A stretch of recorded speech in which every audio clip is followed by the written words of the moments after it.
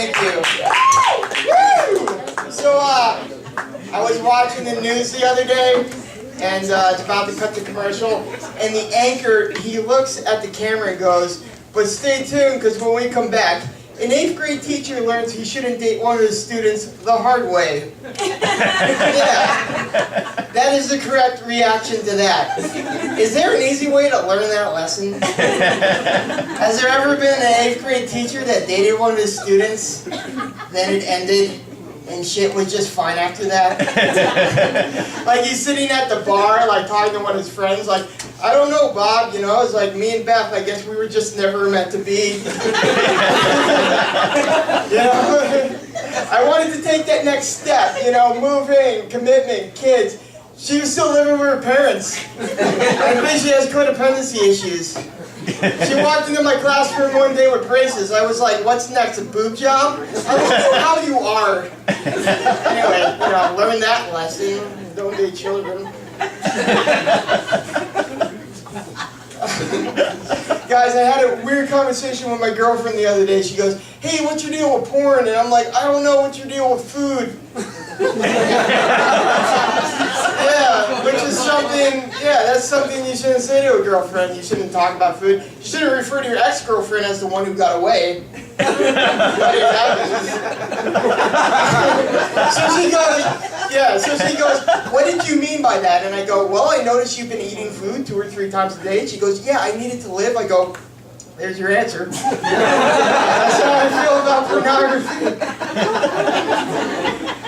So she goes, "Okay, what type of porn do you watch?" I watch a lot of weird shit. So I do. So I panicked. And I go, "Classy porn." Yeah.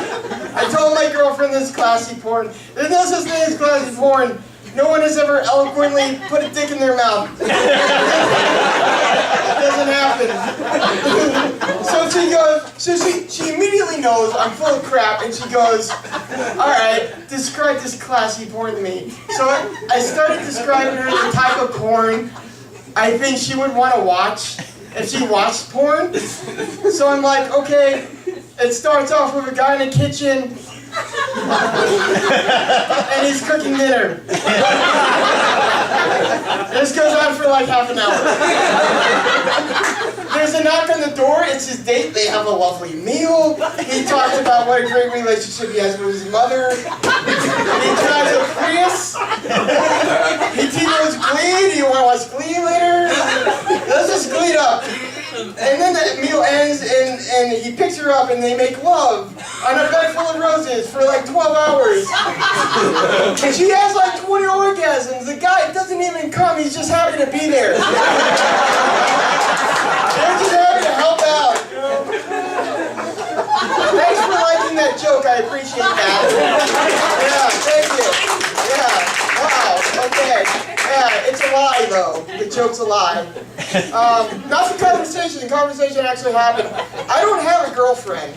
I don't have a girlfriend.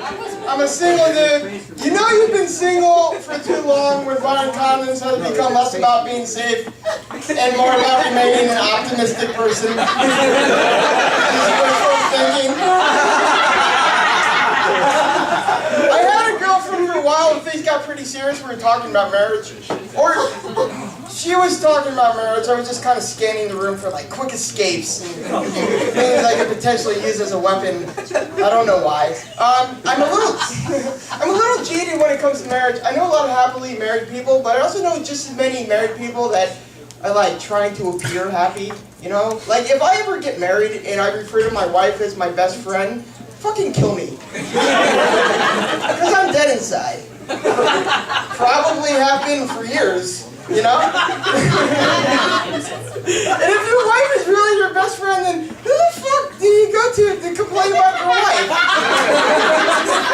Has there ever been a married couple where the husband walks in and the wife's like, "How was your day, honey?" And he was like, "Well, funny you should ask. I met Bethany, the new receptionist, just this funny, vibrant young woman, and that kind of triggered the whole fantasy about me killing you again." And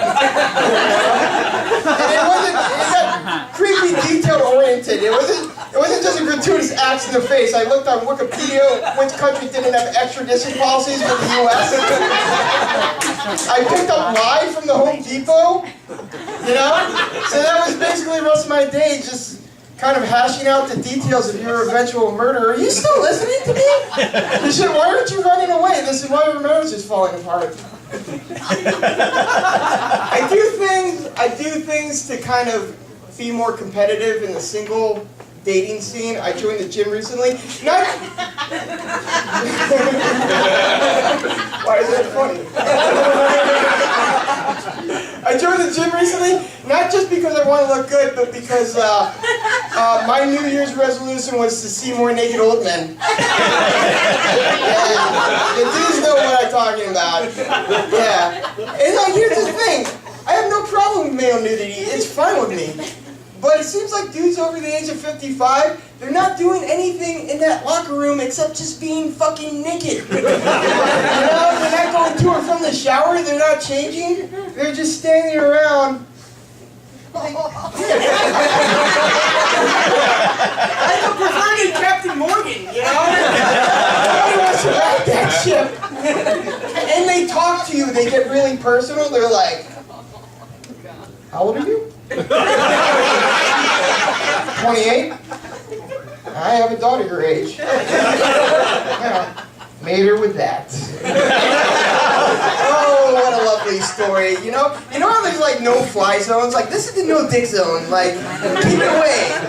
So I figured out how you gotta deal with it. You gotta out-awkward the situation. So if that guy's naked, you gotta be naked too. And then when old Floppy Balls comes over and he's like, how's the weather out there? You gotta be like, oh, it's really cold out. By the way, how's your daughter? Hey, I'm Aaron Black. Thank you very much.